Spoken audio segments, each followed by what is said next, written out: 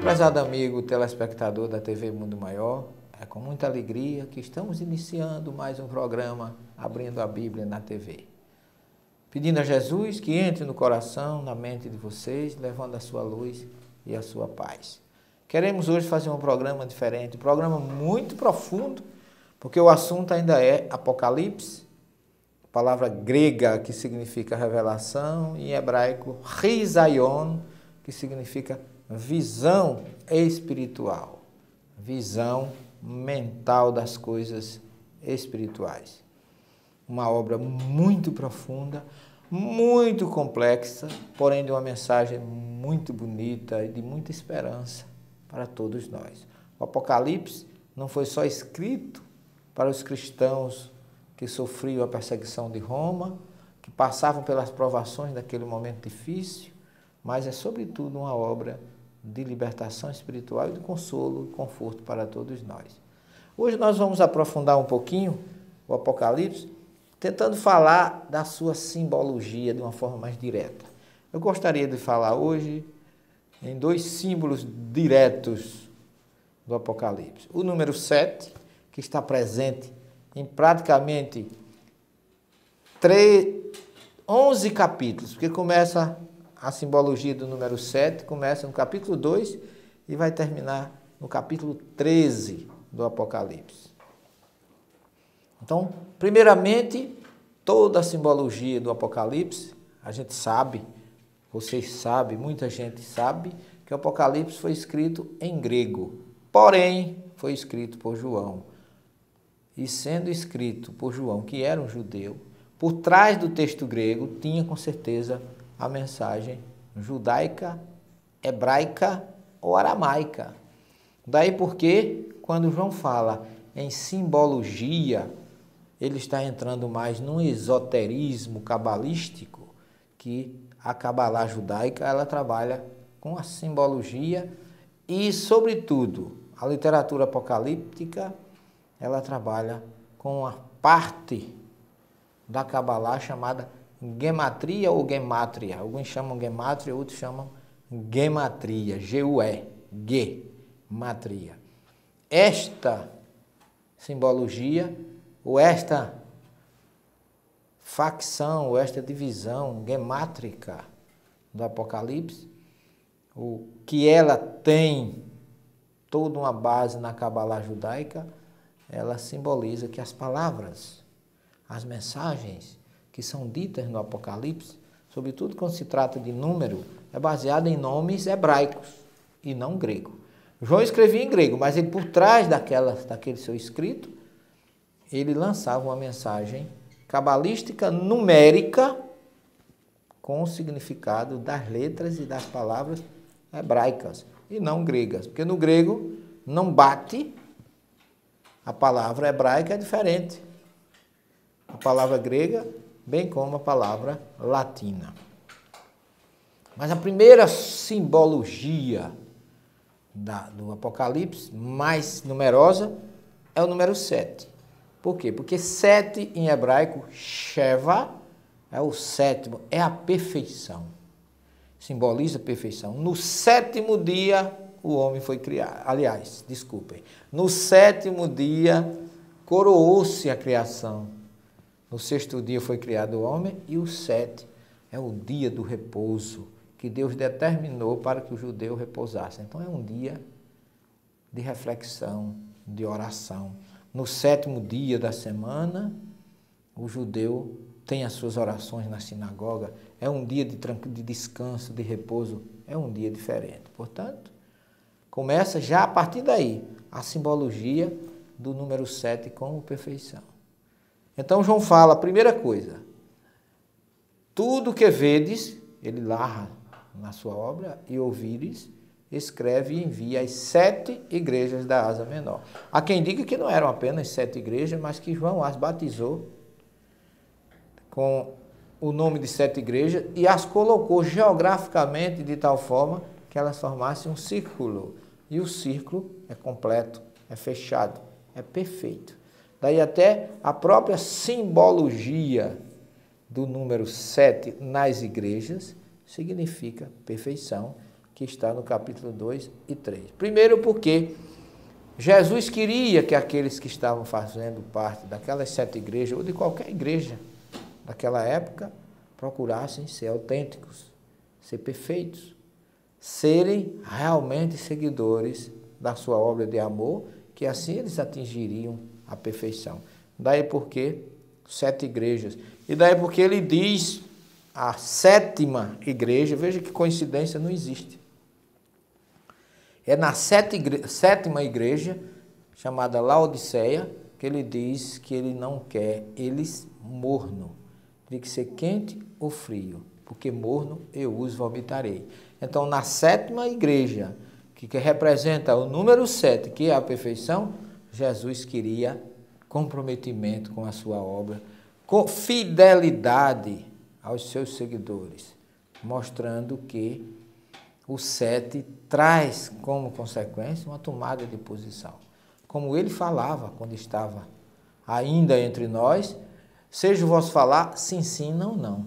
Veja bem, a mesma coisa de sejam frios ou sejam quentes, morno eu não os acolho, eu os vomitarei. Portanto, Jesus estava ratificando para a 7ª igreja, que é Laodiceia, no número 7, que é perfeição, uma tomada de posição, consequentemente, para se atingir a perfeição. Vejam que coisa interessante. O 7, cabalisticamente, o número perfeito, que Jesus inicia a sua mensagem, primeira coisa, para os nossos precursores do cristianismo primitivo, constituindo ou representados em 7 igrejas. Perfeição que ele queria nessas igrejas, que todos tivessem a preocupação de segui-los, de serem autênticos. E a 7ª igreja, especificamente, tinha que ter uma posição firme. Não podia ser fria, não podia ser quente. Aliás, não podia ser morna. Poderia ser quente ou fria, mas tinha que ter uma posição. Em cima do muro, no meio termo, Jesus não queria. Seja o vosso falar, sim, sim, não, não. Perseverem. Aquele que perseverar até o final, vencerá. Aquele que lança a mão ao arado e olha para trás, não é digno de ser chamado filho de Deus. Portanto, o 7 aí, o primeiro 7, ou a primeira série de 7 apresentada por João, tem uma finalidade pura e simplesmente de formar as bases da perfeição que Jesus exigia daqueles que poderiam ser considerados assim a pedra fundamental da sua igreja nascente. E dentro da simbologia, o número 7. O número 7 como símbolo de perfeição. Já falamos das 7 igrejas na primeira parte. E agora, antes de entrar na segunda parte, que serão os 7 selos, capítulos 6 e 7 do Apocalipse, nós gostaríamos de dizer a você, dentro daquele princípio que nós chamamos de gemátria ou gematria, na primeira parte do programa, dizer a você que isso significa que cada palavra em hebraico tem um valor numérico, assim nós poderíamos citar a palavra amor em hebraico, ahavá, significa, somando os seus valores numéricos das letras independentes, dá o número 13, que é amor. Veja, 7 é perfeição, 13 é amor. Portanto, no Deuteronômio 6, 4, está dizendo Yahvé Errad, Yahvé Eloheinu, Yahvé é nosso Deus, Yahvé Errad, Yahvé é único. A palavra Errad, também em hebraico, unidade, também dá o número 13, cabalisticamente calculado dentro da gemátria. E a palavra Yahvé dá, somados os seus valores absolutos, dá 26. Daí porque Yahvé, Deus, é igual a amor mais unidade. Portanto, cabalisticamente falando, isso é um exemplo para você entender que cabalisticamente falando, numericamente falando, matematicamente falando, Deus é igual a amor e unidade.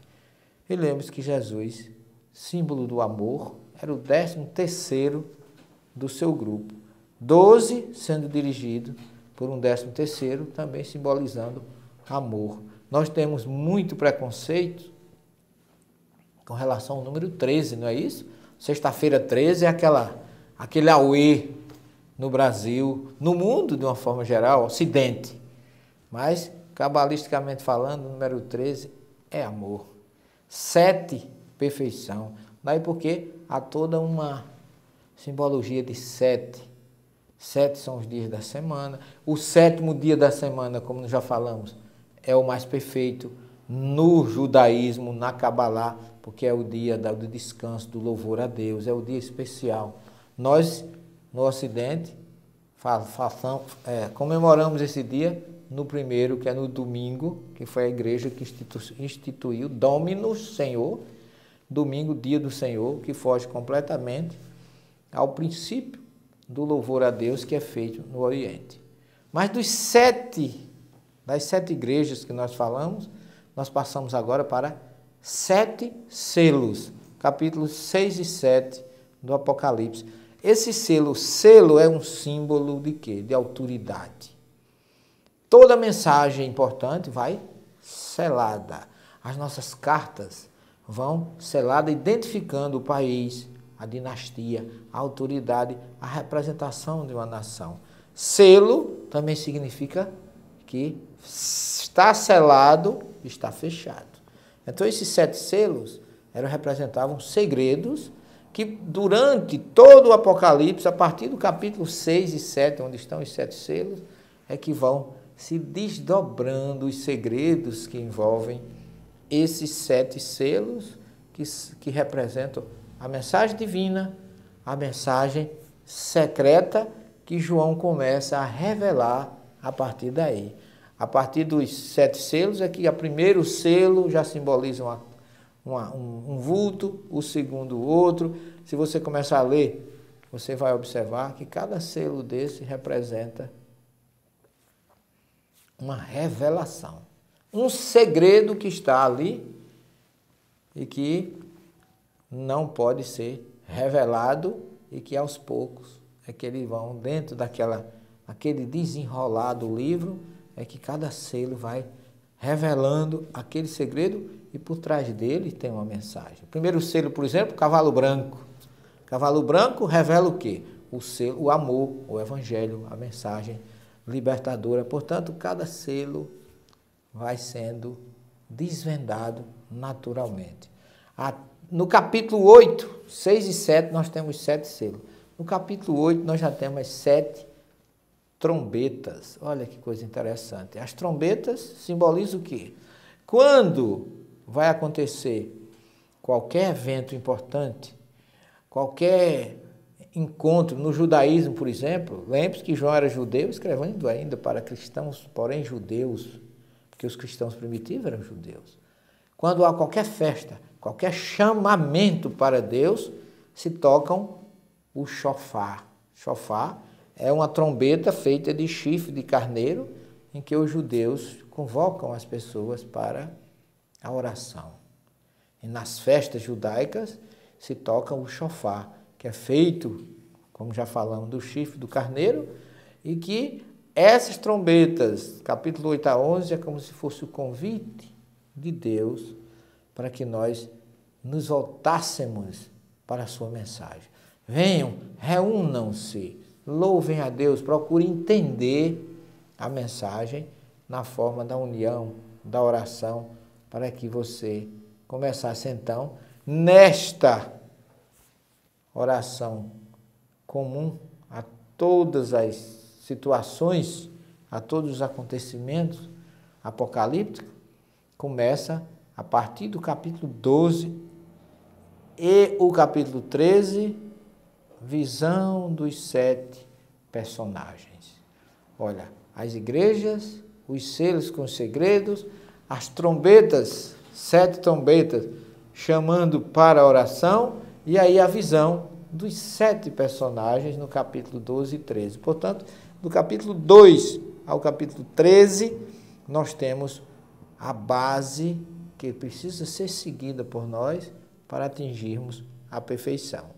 Com as 7 igrejas, as 7 reuniões, que é a base, nelas a revelação com os 7 selos, para que acontecesse todo esse encontro ao chamamento através das 7 trombetas, no capítulo 11, de 8 a 11, e por último, a visão dos 7 personagens, como se fosse numa sequência natural que as coisas iriam se desenrolando e João vai narrando cada coisa, cada acontecimento desse, de uma forma bem natural, porém numa linguagem difícil, profunda, mas não incompreensível, porque cada um de nós já está no momento de nos libertarmos da desinformação e começar a entender toda a revelação divina que existe nessa obra tão controvertida e tão mal entendida que é o Apocalipse, sobre a simbologia do 7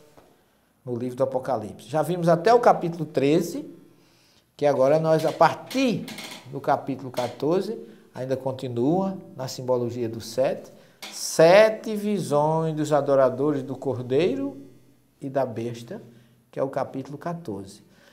Finalmente, no capítulo 15 e 16, o julgamento das 7 taças.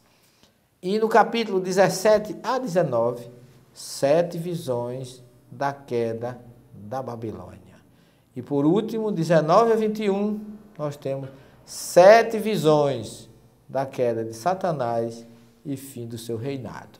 Portanto, 19 a 21, fecha-se todo o problema, sempre mostrando que a revelação, através do Apocalipse, tem como base o número 7.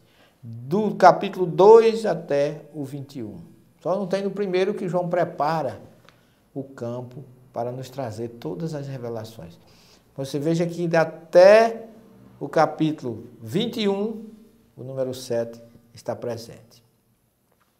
As 7 visões dos adoradores do Cordeiro e da Besta, no capítulo 14, quem seria o Cordeiro e quem seria a Besta? Aí seria o Cordeiro simbolizado com Jesus, que é o Cordeiro de Deus, isso aí está mais do que claro. E a Besta, o opositor, o Satã, não a figura como a gente quer que exista, com chifre, com cauda, com tridente e aquela coisa toda, mas simbolizando aquele que se opõe à mensagem de Jesus, aquele que coloca oposição em todo esse trabalho, em toda aquela obra. Depois vem chamado julgamento das 7 taças, capítulo 15 e 16. A taça simboliza o quê? As taças têm como símbolo a comemoração, a festa. Davi fala no seu salmo, unge minha face, unge minha cabeça, minha taça transborda. Taça simbolizando a taça que onde se coloca o vinho, símbolo da vitória, da festa, da comemoração. E as 7 visões da queda de Babilônia, Babilônia aqui simbolizando Roma, né? Porque naquele momento eles estavam presos ao horror, vamos dizer assim, a perseguição romana, simbolizando mais ou menos o que acontecera lá com Nabucodonosor, rei dos assírios, que levaram os judeus para a Babilônia, onde ficaram cativos, que a gente vê lá nos salmos cantando, junto ao rio de Babilônia, nos assentamos, e chorando, e choramos lembrando de Israel. Portanto, aí, 17 a 19, simbolizando Babilônia aqui, a Roma. Né?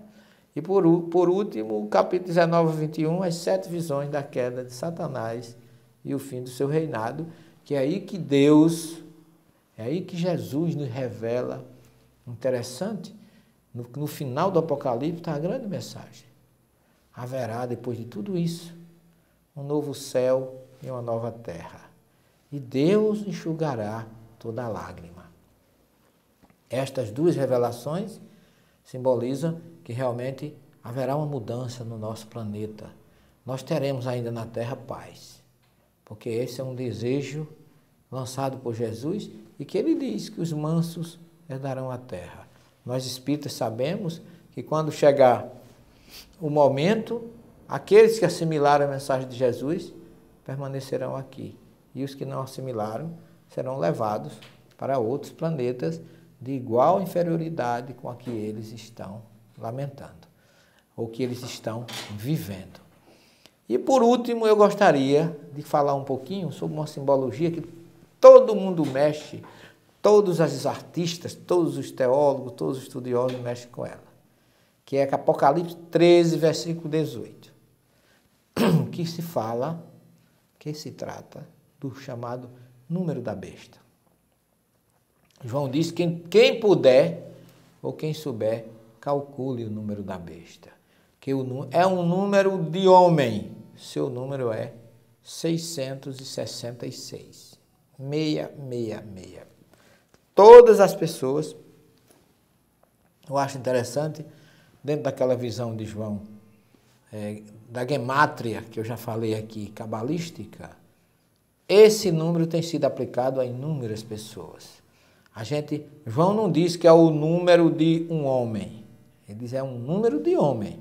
E aí, de homem é muito generalista, ele não está dizendo que a besta, que esse número 666, é o número de um homem, não. É um número, porém, de homem. Que homem é esse? Ou esse homem pode significar o quê? Então, nós encontramos os mais esdrúxulos cálculos, dizendo que foi Hitler, dizendo que foi Gengis Khan, outros dizem que é o Papa. Fala-se muito com relação a esse número, sempre colocando nos outros. Por exemplo, o Windows 95, se você somar, dá 666. Então, onde está? Quem é essa besta apocalíptica? Se a besta representa o mal poderá estar dentro de qualquer um de nós. Portanto, não procuremos esse número nos outros.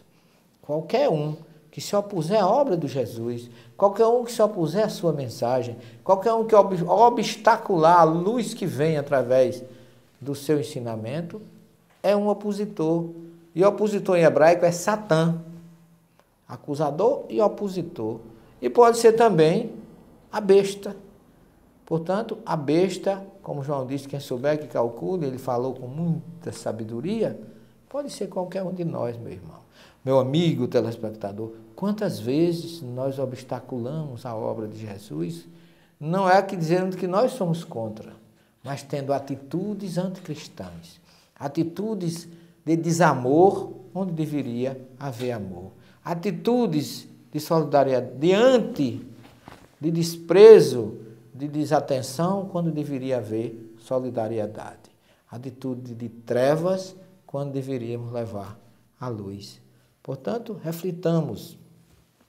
Eu não encontro, eu posso até dizer que esses espíritos que foram grandes tiranos da humanidade fossem grandes bestas humanas. Na verdade, não tiro, mas são tantos que o número 666 cai muito em cima de todos esses vultos, porque eles tinham algo realmente de contrário à mensagem de paz e de amor de Jesus. Portanto, quem não quiser ser uma besta apocalíptica, ame, siga Jesus, faça o que ele nos pede, e aí você deixa de ser um Satã, um opositor, ou a besta fera, simbolizada no número 666 ou 666. E que a luz de Jesus habite no seu coração. Muito obrigado pela sua assistência. Até o próximo programa e muita paz.